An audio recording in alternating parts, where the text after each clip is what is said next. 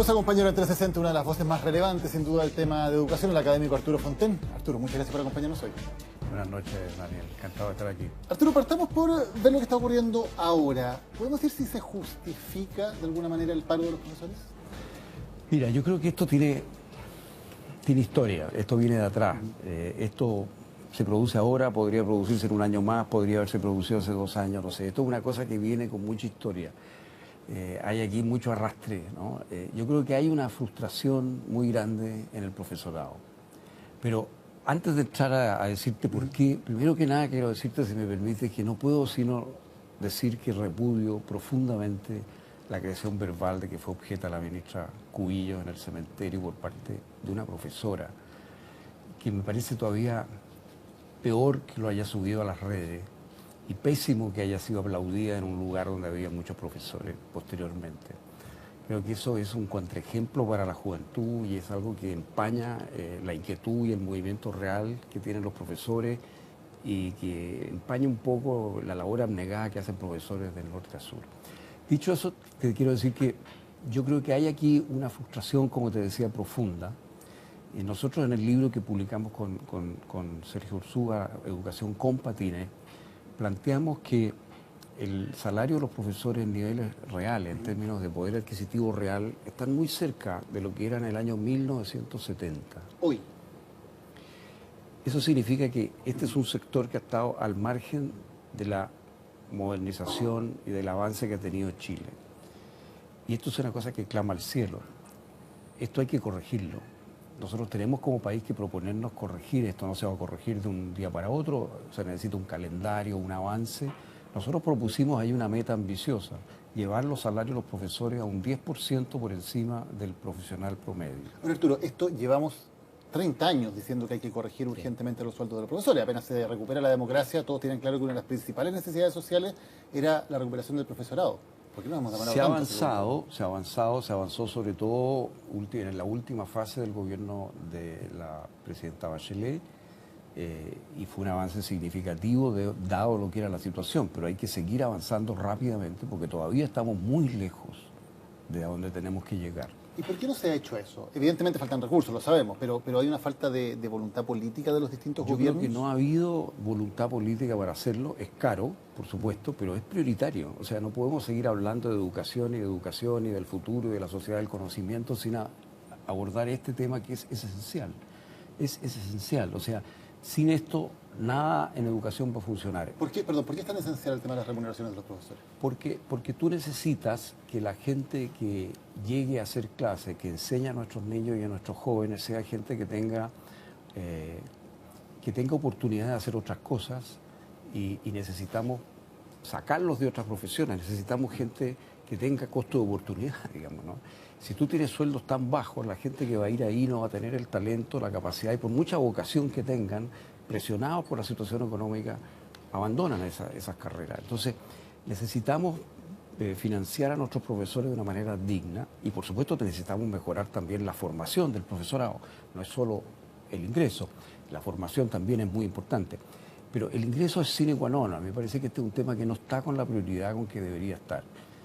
¿Cuánto impacta sobre la calidad de la educación, sobre lo que ocurre en la educación pública, que hay un paro tan prolongado de profesores? Yo creo que es muy grave porque se van acumulando las semanas y los golpeados, y esa es la parte injusta de esta cosa, son los niños y son los jóvenes, son ellos los que dejan de aprender.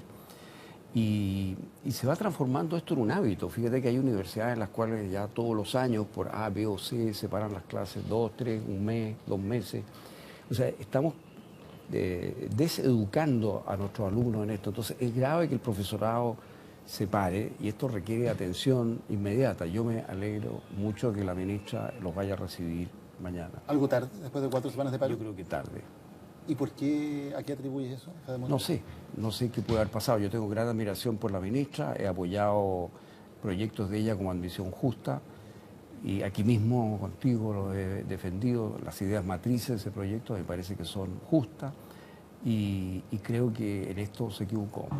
Ahora, Tenemos un clima, por cierto, enrarecido entre el profesorado y el gobierno. Tenemos también en otro ámbito, por cierto, situaciones de violencia en colegios, y el Instituto Nacional en eso lamentablemente se ha convertido ahora en emblemático de eso, de la violencia.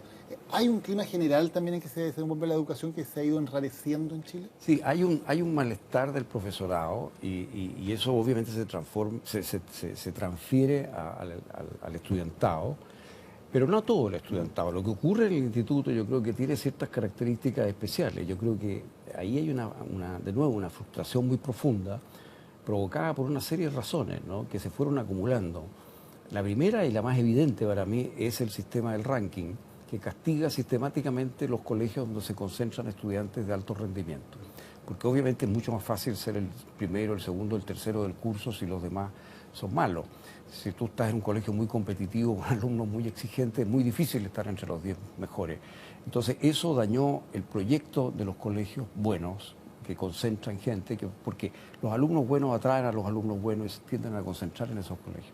Entonces esa es una de las cosas que ha dañado al instituto y ha dañado la moral del instituto. Lo otro es la crítica sistemática también que hemos tenido a la selección y el inicio del fin de la selección o de la reducción de la selección, que ha impactado la legitimidad del proyecto. O sea, hoy día esos estudiantes sienten que están en un proyecto que está cuestionado en su legitimidad y lo mismo piensan muchos de sus propios profesores. Entonces, eso ha sido muy fuerte. Y el tercer factor que yo te señalaría es las protestas del año 2011, que catapultaron a la política rapidísimamente a los actuales líderes del Frente Amplio y que son un poco un ejemplo para muchos jóvenes de que a través de la protesta tú puedes llegar al poder muy rápido, ¿no? ¿Puede ser un sentido perverso eso?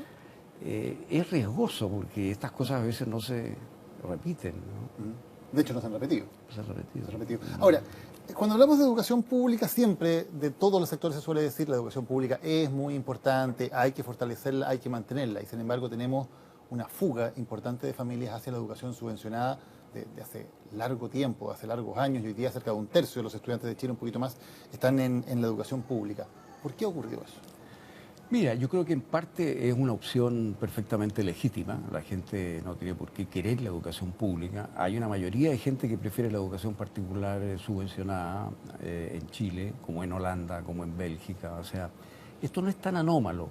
Pero claro, lo que ha pasado es que hemos abandonado también la educación pública en cuanto a recursos, en cuanto a interés, en cuanto a su importancia. Entonces, la educación pública ha quedado un poco en manos de nadie durante todo este periodo.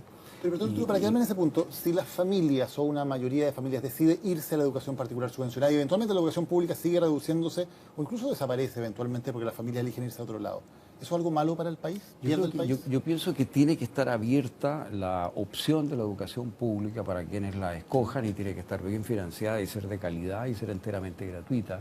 Y hay gente que va a querer esa educación. Y de hecho, cuando los colegios son buenos, la gente postula a ellos, a los colegios públicos, ¿no? Pero hubo una lógica de dejarla morir en algún momento, ¿no? Yo creo que hubo algo de eso, de descuido, de abandono, ¿te fijas?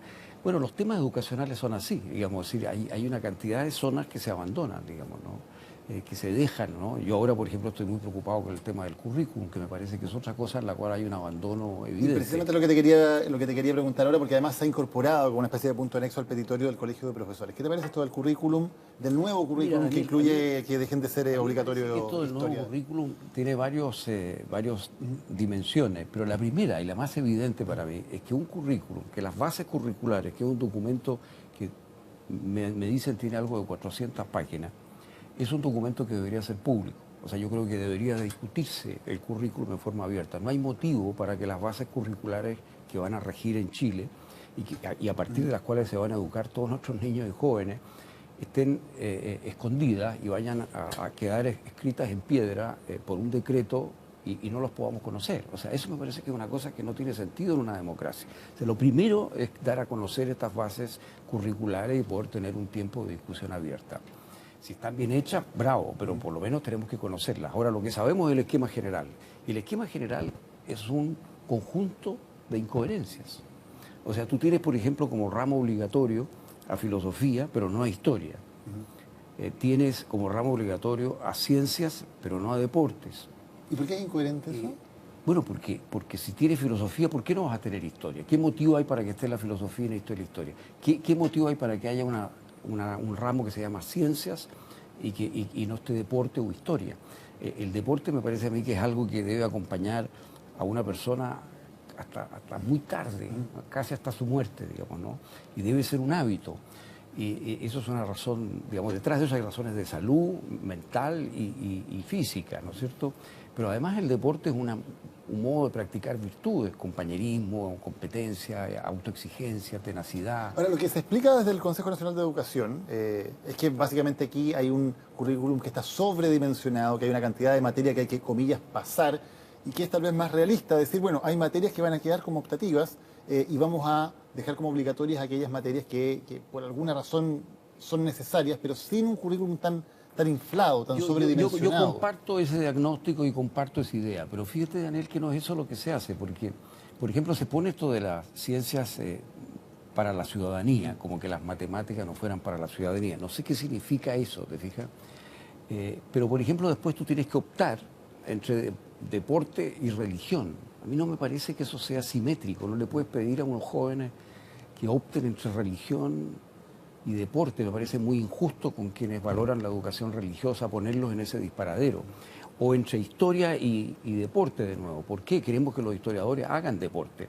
Después tú tienes el nombre de la libertad, ¿no es cierto? Profundización, voluntaria, libre, perfecto. Pero es una camisa de fuerza eso, porque son 27 asignaturas posibles, ni 25 ni 28, y por ejemplo tú no puedes hacer un curso de profundización de inglés, no puedes hacer un curso, puedes hacer uno solo de historia, es decir, en filosofía hay una serie de absurdos, digamos, puedes enseñar estética y filosofía política, pero además hay un seminario en la cual puedes enseñar esas dos cosas. O sea, está armado de una forma incoherente el abanico de opciones de profundización. Y no ayuda, como dice el Consejo, como ha dicho también el Gobierno, a la autonomía de los jóvenes, a que puedan tomar sus propias decisiones, a que también los proyectos educativos de cada colegio puedan generar opciones distintas. ¿No ayuda en eso, en hacer un currículum más flexible? Sí, yo creo que es bueno, pero te digo, o sea, son 27 las asignaturas posibles de profundización y ni una más, te fijas, o sea, ni una menos. Y están diseñadas de una forma que no tiene lógica.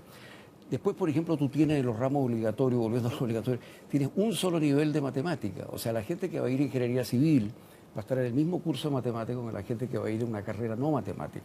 O sea, tú vas a tener a los buenos para las matemáticas, avergonzando a los malos para las matemáticas, o a los que les gusta la matemática, pero a los que no les gusta, lo mismo en literatura o lenguaje, y lo mismo en inglés. O sea, tú vas a tener un curso parejo.